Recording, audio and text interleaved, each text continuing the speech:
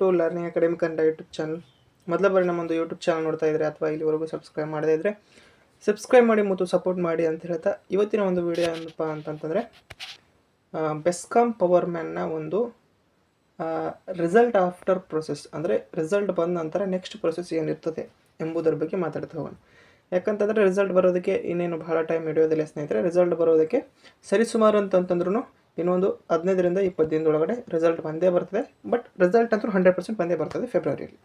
Okay, but ಇದರಲ್ಲಿ ನೀವೆಲ್ಲರೂ ಕಾಯ್ತಾ ಇರ್ಬೋದು, ಇನ್ನು ರಿಸಲ್ಟ್ ಬಂದೇ ಇಲ್ಲ, ಆವಾಗೇ ನೀವು ಇದ್ರ ಬಗ್ಗೆ ಹೇಳ್ತಾ ಇದ್ದೀರಿ ಅಂತಂತಂದರೆ, ಈಗ ಯಾರೆಲ್ಲ ಕ್ವಾಲಿಫೈ ಆಗ್ತಿರೋ ಅವರೆಲ್ಲರೂ ಸಹ ಈ ಡಾಕ್ಯುಮೆಂಟ್ಸನ್ನು ಬೇಗ ಇಟ್ಕೊಂಡ್ರೆ ಮತ್ತು ಎಲ್ಲರೂ ಸಹ ಈ ಎಲ್ಲ ಡಾಕ್ಯುಮೆಂಟ್ಸನ್ನು ಬೇಗ ಸಬ್ಮಿಟ್ ಮಾಡಿದರೆ ನಿಮ್ಮ ಮುಂದಿನ ಪ್ರೊಸೆಸ್ ಬೇಗ ನಡೀತದೆ.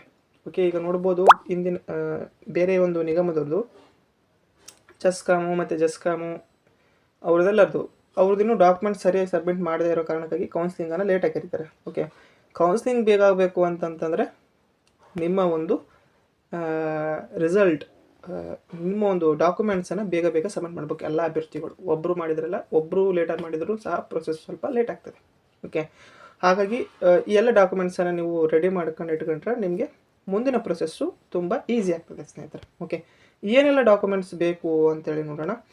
ಓಕೆ, ನೆಕ್ಸ್ಟ್ ಪ್ರೊಸೆಸ್ ಏನಿರುತ್ತೆ ಅಂತಲೂ ಸಹ ನೋಡ್ತಾ ಹೋಗೋಣ. ಮೊದಲಿಗೆ ಬಂದ್ಬಿಟ್ಟು ನಿಮ್ಮ ಒಂದು ನೆಕ್ಸ್ಟ್ ಪ್ರೊಸೆಸ್ ಏನಿರ್ತದಪ್ಪ ಅಂತಂದರೆ ಬೆಸ್ಕಾಮ್ದು ಫಸ್ಟ್ ಪ್ರೊಸೆಸ್ಸು ನಿಮ್ಮ ಒಂದು ರಿಸಲ್ಟನ್ನು ಬಿಡ್ತಾರೆ. ಓಕೆ, ಆ ನಂತರ ಇಲ್ಲಿ ರಿಸಲ್ಟಲ್ಲಿ ತಾತ್ಕಾಲಿಕ ಆಯ್ಕೆ ಪಟ್ಟಿ ಫಸ್ಟ್ ಬಿಡ್ತಾರೆ.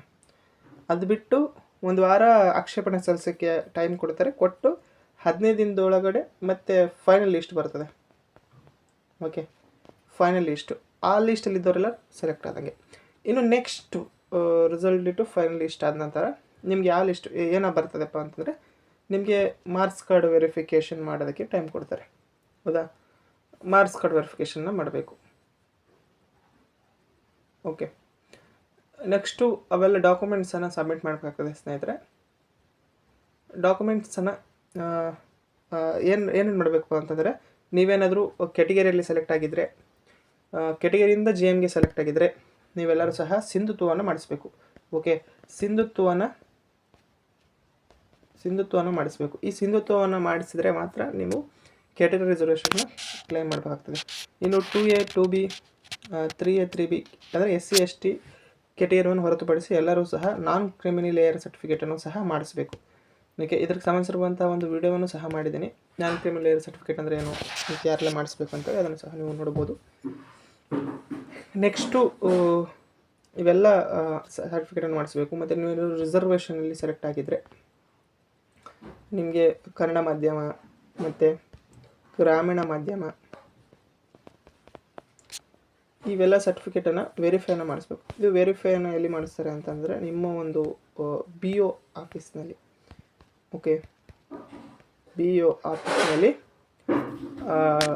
ಮಾಡಿಸ್ಬೇಕಾಗ್ತದೆ. ಅಂದರೆ ಅದು ಅಲ್ಲಿ ನಿಮಗೆ ಲೆಟರ್ ಮೂಲಕ BO ಮೂಲಕನೇ ಹೋಗ್ತದೆ. ಅಲ್ಲಿ ಹೋಗಿ ಅಲ್ಲಿ ವೆರಿಫೈನ ಮಾಡ್ತಾರೆ. ನೀವು ಮಾಡಿಸುವಂಥದ್ದು ಸಿಂಧುತ್ವ ಸರ್ಟಿಫಿಕೇಟನ್ನು ಮಾತ್ರ ಬೇಗ ಮಾಡಿಸ್ಬೇಕು. ಯಾಕಂದರೆ ಸಿಂಧುತ್ವ ಸರ್ಟಿಫಿಕೇಟ್ ಮಾಡಿಸೋದಕ್ಕೆ ತುಂಬ ಡಿಲೇ ಆಗ್ತದೆ ಸ್ನೇಹಿತರೆ. ಓಕೆ, ಇವೆಲ್ಲ ಸರ್ಟಿಫಿಕೇಟನ್ನು ಸಬ್ಮಿಟ್ ಮಾಡಿದರೆ ನೆಕ್ಸ್ಟು ನೀವು ಏನಾಗ್ಬೋದಪ್ಪ ಅಂತಂತಂದರೆ, ಮುಂದಿನ ಪ್ರೊಸೆಸ್ ಏನು ಕೌನ್ಸ್ಲಿಂಗ್ ಇರ್ತದೆ. ಈ ಕೌನ್ಸ್ಲಿಂಗ್ ಆದ ನಂತರ ನಿಮಗೆ ಅಲ್ಲಿ ಆದೇಶ ಪ್ರತಿಗಳನ್ನು ಕೊಟ್ಟು ಆ ನಂತರ ನಿಮಗೆ ಟ್ರೈನಿಂಗ್ಗೆ ಕಳಿಸ್ತಾರೆ ಸ್ನೇಹಿತರೆ. ಓಕೆ, ಇದು ನೆಕ್ಸ್ಟ್ ಪ್ರೊಸೆಸ್ಸು. ಬಟ್ ನಿಮಗೆ ರಿಕ್ವೈರ್ಡ್ ಡಾಕ್ಯುಮೆಂಟ್ಸ್ ಯಾವುದ್ಯಾವುದಪ್ಪ ಅಂತಂದರೆ, first SLC marks card, reservation certificate ಮತ್ತು ID ಪ್ರೂಫು. ನೆಕ್ಸ್ಟು ಸಿಂಧುತ್ವ ಸರ್ಟಿಫಿಕೇಟು. ಮೇನ್ ಇದರಲ್ಲಿ ಅಂತಂತಂದರೆ ಸಿಂಧುತ್ವ ಸರ್ಟಿಫಿಕೇಟು. ಓಕೆ, ಈ ಸಿಂಧುತ್ವ ಸರ್ಟಿಫಿಕೇಟ್ ಇಲ್ಲ ಅಂತಂತಂದರೆ ನಿಮಗೆ ಅವರು ಸೆಲೆಕ್ಟೇ ಮಾಡಲ್ಲ. ಓಕೆ, ಇದೆಲ್ಲ ಆದ ನಂತರ ನಿಮಗೆ police verification certificate, medical fitness certificate ಇವೆಲ್ಲವನ್ನು ಸಹ ಅವರು ಕೇಳ್ತಾರೆ. ಈ ಎಲ್ಲ ಡಾಕ್ಯುಮೆಂಟ್ಸು ಮತ್ತು ನೀವು ನಿಮ್ಮ ಒಂದು ಸ್ಪೆಲ್ಲಿಂಗ್ ಮಿಸ್ಟೇಕ್ ಇಲ್ಲದೆ ಈ ಒಂದು ಡಾಕ್ಯುಮೆಂಟ್ಸನ್ನು ತೆಗೆದುಕೊಂಡೋಗ್ಬೇಕು. ಓಕೆ, ಇದು ನೆಕ್ಸ್ಟ್ ಇರುವಂಥ ಪ್ರೊಸೆಸ್ ಸ್ನೇಹಿತರೆ. ಇದರಲ್ಲಿ ಏನಾದರೂ ಡೌಟ್ ಇತ್ತಂದರೆ ಕಮೆಂಟ್ ಮಾಡಿ ಅಂತ ಹೇಳ್ತಾರೆ. ಅದರ ಬಗ್ಗೆ ಮತ್ತೊಮ್ಮೆ ನಿಮಗೆ ವಿಡಿಯೋ ಮೂಲಕ ತಿಳಿಸ್ತೀವಿ. ಇದು ಇವತ್ತಿನ ವಿಡಿಯೋಗೆ ಇಷ್ಟ ಆದರೆ ಲೈಕ್ ಮಾಡಿ, ಶೇರ್ ಮಾಡಿ ಮತ್ತು ತಪ್ಪದೆ ಸಬ್ಸ್ಕ್ರೈಬ್ ಮಾಡಿ ಅಂತ ಹೇಳ್ತಾ ವಿಡಿಯೋಸ್ ಸಾಕಾಗಿ ಧನ್ಯವಾದ. Thanks for watching.